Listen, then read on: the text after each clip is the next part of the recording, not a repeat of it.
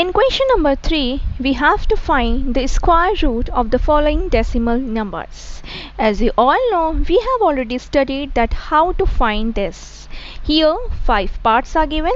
So in this 5 parts we are going to use decimal method and we will check what is the square root of the particular decimal number, right? So we are going to use the method what we have learned. So starting with question number 1. In question number 1, 2.56 is the decimal number for which we are going to find the square root. Very simple. Before the decimal, if we will look, we have only whole part. So here we have only 2, so we will put bar over 2. After the decimal, that is our fractional part, here we have tenths and hundredths. So 56 is a pair and we will put bar over it. Now using division method, as you all know what to do, in the next step we have to think about the largest possible digit whose square should be less than or at least equal to 2.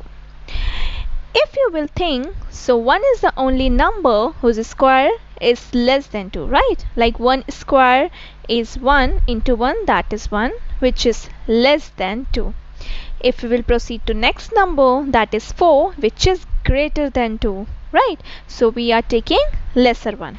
Therefore, the first divisor will be 1. We will write 1 here also. Now, multiplication is 1, right? So, on doing subtraction, 2 minus 1 gives us 1.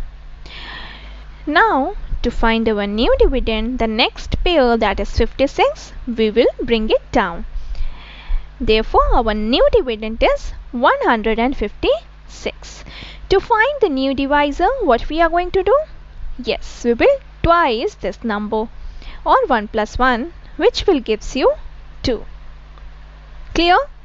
Now we have to find the largest possible number that we will put after 2 or to the right of 2, that will also come here to the next of 1 in our quotient, such that the product of this and this should be equal to or less than 156. And of course we have to put the decimal point here because we are now to the right of the decimal point in the original number. Now if you will think about the unit digit of our new dividend, that is 6, right? So the largest possible digit will also be 6 because of the unit digit. Now after doing subtraction, we will get remainder 0. What it means? It means that we have found the square root of 2.56, that is 1.6. Yes, so we will say that square root of 2.56 is 1.6, and see how easily we have found. Just you need to understand the basic concepts, right? Now coming to part 3, in part 3 we are going to find square root of 51.84 and we are going to use the same concept and same method. Before decimal, this will be our first pair, we will put bar, and after decimal, that is our fractional part, we will put bar over here. I hope so till now everything you have understood why we are doing so, as we have done lots of questions. So now we are going to think about the largest possible number which should be less than or equal to 51. So let's take any maximum number, that is 7. 7 square is 49, and yes, which is less than 51. Let's take 8 also. 8 square is 64 and which is greater than 51. We are going to take the lesser one, right? So our new divisor is 7. We are going to write here also. 7 times 7 is 49. After doing subtraction, we are going to have 2, right? Now we are going to take this digit 84 to the right of 2 to find our new dividend. So our new dividend is 284.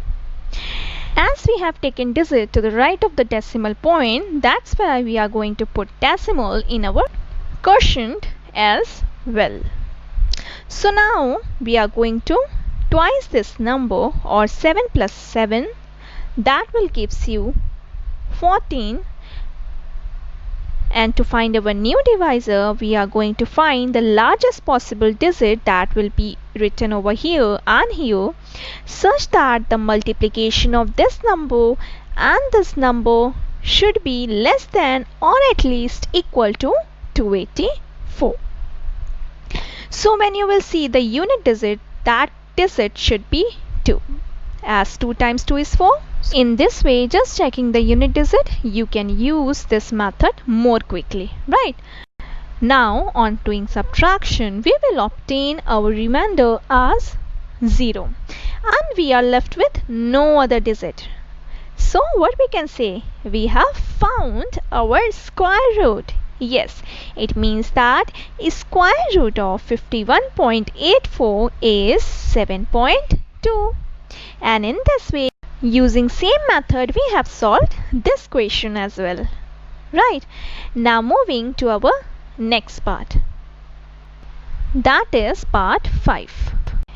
In this part also, we are going to apply same method and same concept. So in this question, we are going to find square root of 31.36. Before decimal, we have 2, so we will put power over the whole number, and after decimal, we will put power over the fractional number. So we have 2 bars.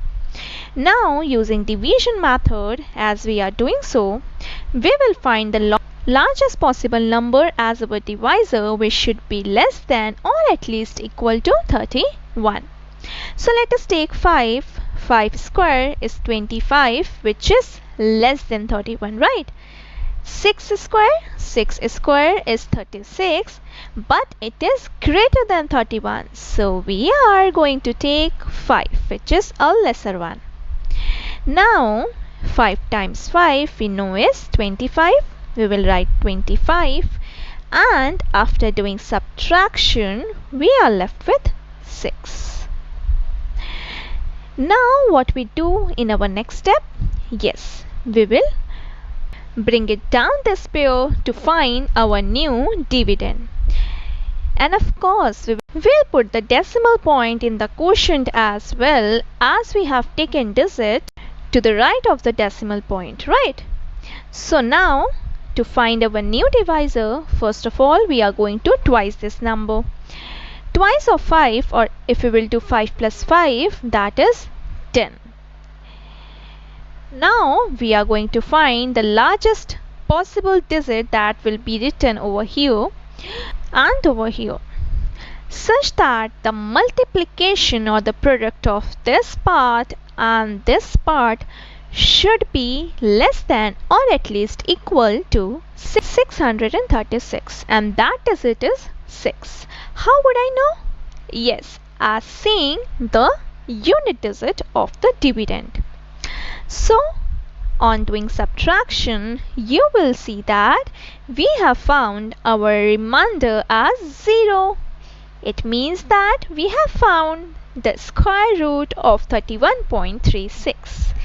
So the question that we have obtained is our square root, and we will say that square root of 31.36 is 5.6. We have used the same concept and same method that we have studied, and I hope so you all have understood. So we will learn more questions in our next video.